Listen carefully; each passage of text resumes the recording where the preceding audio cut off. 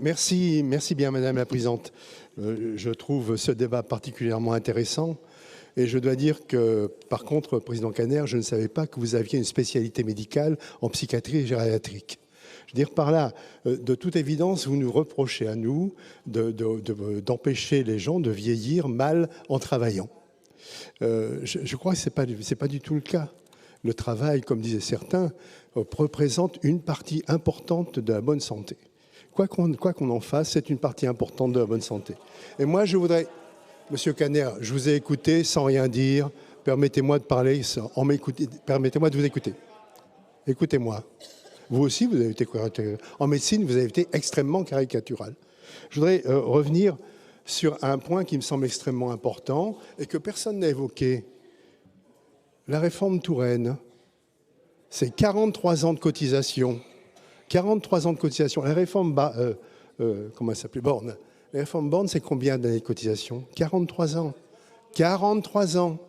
Et les gens partaient en retraite sous la réforme Touraine. À quel âge? 63 ans et 8 mois. Là, on a mis 63 ans et 8 mois. On a mis 4 mois de plus pour partir à 64 ans. Honnêtement, est-ce qu'il y a besoin d'une telle violence dans les termes que vous avez eus pour certains d'entre vous dans le cadre de vos interventions? Je ne pense pas.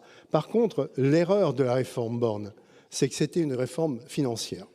Et comme c'était une réforme de financement, on n'a pas pu parler de pénibilité, alors que dans le cadre du Sénat, pour ceux qui n'étaient pas là, nous avons remis en place la pénibilité telle que Mme El Khomri l'avait voulu.